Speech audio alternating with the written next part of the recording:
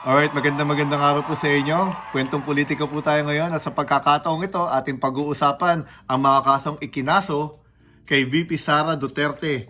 Ano po, kinasuhan po siya kung ating natatandaan ng nakaraang araw ng plunder case at kabilang na rin dyan at alam natin ay kinasuhan din siya ng mga kasong malversation at bribery.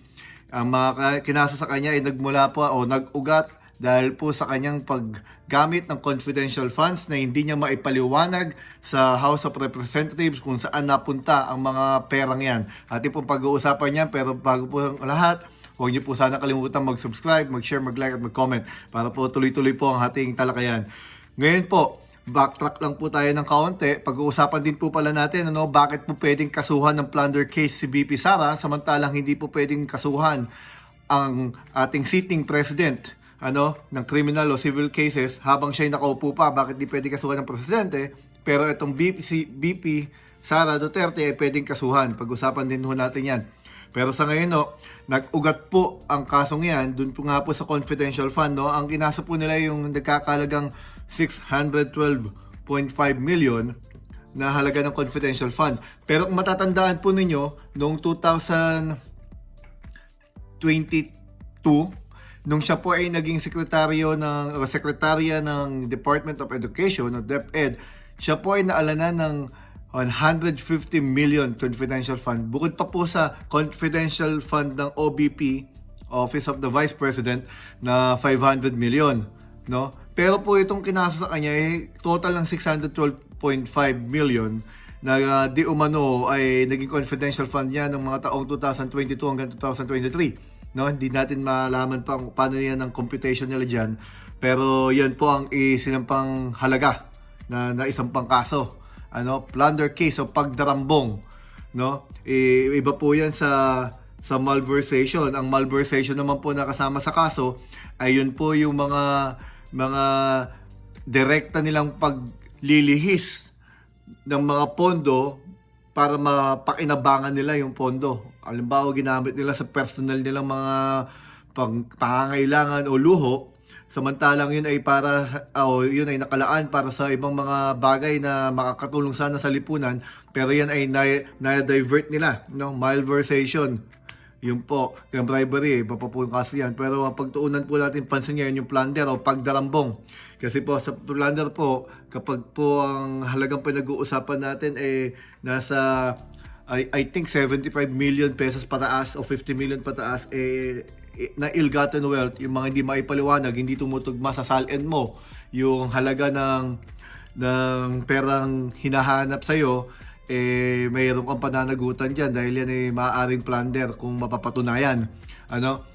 Ngayon pag-usapan po natin, bakit po ba pwedeng kasuhan si VP Sara Duterte? Siya'y nakaupong vice presidente.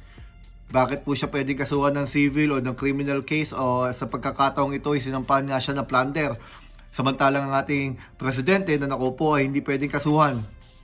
Kasi po, meron po tayong doktrina sa batas, meron po tayong sa batas na immunity from the suit, kumbaga yung tinatawag nilang non-immutability from the suit. Ngayon yan pong immunity sa pagkakaroon ng mga kaso, yan po ay idineklara sa mga jurisprudence ng ating Korte Suprema na absolute pagdating sa presidente. Hindi po natin pwedeng kasuhan ng presidente habang siya'y nakaupo para hindi yan, ang mga rason yan ay may mga ilang rason yan. Ang isa dyan ay para hindi ma-distract ang ating presidente sa pag-aatupag ng pagtrabaho para sa kapakanan ng bansa. Kasi kung yan po ay kakasuhan ng mga kalaban nila, wala na pong gagawin ng presidente kundi harapin ang kaso, mauubos ang oras niya, imbes siya ay nakafocus kung ano ang dapat niyang gawin para masigurado na may magandang pinatutunguhan ang bansa. Pero hindi po binigay ang absolute immunity sa Vice President kasi sa politika naman po at sa konstitusyon natin, ang Vice President, ika nga nila yung nakaabang lamang yan. Hindi naman yan totally, para pong ceremonial yan Hindi po yan totally gumagalaw hanggat di binibigyan ng partisipasyon sa gobyerno kasi yan, ang trabaho talaga ng Vice Presidente, tanggapin man natin o hindi, kapag binasa ang konstitusyon, lumalabas ang trabaho po niya na hintayin na mabaldado o mamatay o hindi maging o mawalan ng kakayahan na gumalaw o magpaandar ng gobyerno ang nakaupong presidente. Yan po, saka pa lang siya mag-a-assume at magkakaroon ng mga kapangyarihan para maagalaw siya. Yan po ang sitwasyon ng Vice Presidente, limited. Kaya hindi po siya sa kanya binigay ang absolute immunity kung pagbabasihan po natin ang mga nakaraang jurisprudence ng mga Korte Suprema. Pero pag-aralan po muna natin yung iba pa pong mga rason bakit pa ano ba ang non-immutability from the suit, no? Kasi po ito, kaya po naman hindi ibinigay sa Vice Presidente ang absolute immunity sa mga kaso para po magkaroon tayo unang-una ng public accountability. Kasi may obligasyon ng mga nakaupo Dapat accountable sila sa mga ginagawa nila, lalo na kung malalaking halaga ang hinahanap ng taong bayan at di mapaliwanag. Sa mga nakaraang panahon po, walang confidential fund ang mga Vice President. Sa pagkakataong ito, napakalaking confidential fund nung inimbestigahan na kung ano-anong pangalan ang inilabas nila. Mayroong Mary Grace Piatos, at marami po, daan-daan ang pangalan nandun ang hindi nila makita sa rehistro ng kapanganakan, hindi makita yung record. So hindi natin alam kung totoong nag-exist yung mga pangalan na yan o gawa-gawa lang. Yan ang mga butas na kailangang sagutin ng grupo ni Vice President Sara Duterte. May accountability siya, may pananagutan siya na karapatan ng mga mamayan na alamin kung saan napunta ang pondo. Ganon din, pangalawa, ay para naman to help maintain check and balances. Pero kailangan malaman na masigurado natin ang gobyerno natin ay hindi lang basta balanse, kundi tayong lahat, hindi lamang ang Kongreso, ay nasisiyasat natin, nakikita natin ang galaw ng hindi lang basta ng pondo, kundi ang mga nakaupo mismo. Kasi alam natin na malalaking tao yan, maraming koneksyon. Kaya nga nagkaroon siya ng kaso dito malversation, baka mailipat-lipat ang pondo dahil lang sa mga kanilang mga kakaibang kapangyarihan. At ang pinakahuli nga na rason, maaari yung equality before the law. Kasi nga, gaya na sabi ko, sa batas po kasi pantay-pantay tayo So kung pwede kang kasuhan, dapat pwede rin siyang kasuhan. Binigyan lang po ng absolute immunity ang presidente dahil nga po siya ang kailangan magpatakbo ng buong bansa. Kung siya po sa pagkakataon na nakaupo ay pinuputaktin ng kaso, saring kaso, wala na po siyang oras para atupagin ang problema ng bayan. Ngayon, na-hold ng mga kaso at pag yan hindi na nakaupo, bumaba na sa pwesto, tapos na ang kanyang termino, saka naman po yan haharap sa iba't ibang klaseng kaso kung meron mang kaso na kailangan harapin. So, ulitin po natin ang mga kinasa po kay VP Sara: plunder, malversation, bribery. Ito po yung mga civic group Civic group po ito ng mga, alam ko mga pari pa yung iba dito ngayon ano po magiging epekto nitong mga kasong ito? Tandaan po natin, ang ombudsman kapag pagkatapos silang imbestigahan niya at nakita nila ang probable cause at makita nila ang nakas ng kasong yan, maaari po nilang i-recommenda yan sa House of Representatives para, ito po kasi impeachable offense po yan pero para po mag-file ng panibagong case against VP Sara. Meron pong existing at ongoing impeachment case si VP Sara na nasa archive ngayon ng Senado. Pero nga na decision na ng Korte Suprema na, kasi po may rules na dapat isang beses lang sa isang taon pwede kang sampa ng impeachment case sabi ng Korte Suprema, meron na daw kasi nauna. Although ito yung sa pagkakataong umabot sa Senado, isa lang naman ang umabot. Pero yun na nga nangyari, sa Pebrero mapapasunay yung 1-year ban. Dahil kung mapapasunay yung 1-year ban, maaaring may magsampa ulit ng kaso sa February 2026. Pero alam mo, ang tingin ko dyan kasi, kung nakalusot na nga yung mga articles of impeachment nung nakaraan, maaaring ulitin na lang nila yun kasi yun siguradong lulusot na yun. Napakita nila yung probable cause dun napatunayan na nila na mayroong sapat na batayan.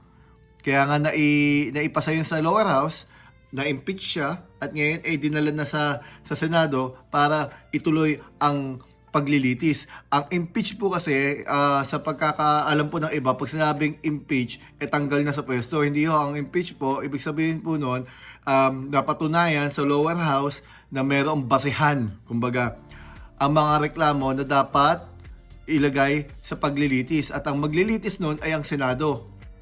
Sila ay magiging senator judges. Yun po, ang magiging tungkulin ng mga senador sa pagkakataong ngayon. Tulad po nangyari kay dating Presidente Erap at ganoon din kay La Corona, kay sino pa ba mga na-impeach ng mga nakaraan? Si Sereno ba? Na-impeach din ba? But alam ko may mga na-impeach nila eh. At ang na-convict niya sila Corona. Si dating Pangulong Estrada, hindi naman po yan na-convict. Bumaba po siya sa pwesto. Tapos saka siya hinatulan. Tapos binigyan din naman siya ng pardon ni dating Presidente GMA, Gloria Macapagal Arroyo. Ngayon, gaya po ng nasabi natin, dahil pwede pong kasuhan itong si BP Sara, malamang sa malamang, matutuloy, actually nakasuhan na nga hindi yan madidismiss. At ang hinihintay na lang natin kung ano ang matutuklasan at anong magiging desisyon ng ombudsman, kung makikitaan nila ba ito ng lakas, ng probable cause, ng karampatang atensyon para ipadala sa lower house para simulan ulit ang isa pang impeachment articles. Pero alam niyo, kung ako rin din po ang tatanungin, mas maganda po siguro hintayin yung desisyon ng Korte Suprema kasi meron pa po tayong motion for reconsideration na hinihintay. Kung sakasakali kasi ilabas ng Korte Suprema at sinasabing tama yung unang impeachment case, pwedeng ituloy yun, kukunin lang po yun sa archive. At lilitisin na siya sa Senado. Pero pag sinabi namang hindi, dahil meron ng ibang impeachment cases noon, ulit na naman po sila, back to zero naman sila sa lower house. May mga reading ulit yan at may mga debate ulit na mangyayari bago nila maipasa yan, kung may papasama nila at may papasa doon sa Senado para gawing senator judges ang mga senador.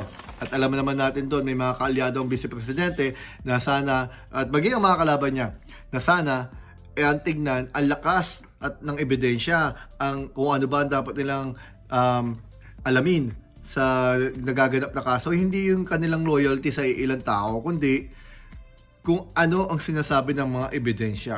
Kasi po naniniwala ho tayo, kaya lumalaki ang gulong ito dahil may malalaking ebidensya, malalakas na ebidensya na hindi maipasa sa bulian ng basta-basta. Hanggang dito po muna. Maraming salamat po sa inyo. At hindi po ako nakapag-upload kahapon, naging busy po ako, pero meron pa po ako i-upload mamaya tungkol pa sa ibang bagay. Maraming pong salamat sa inyo.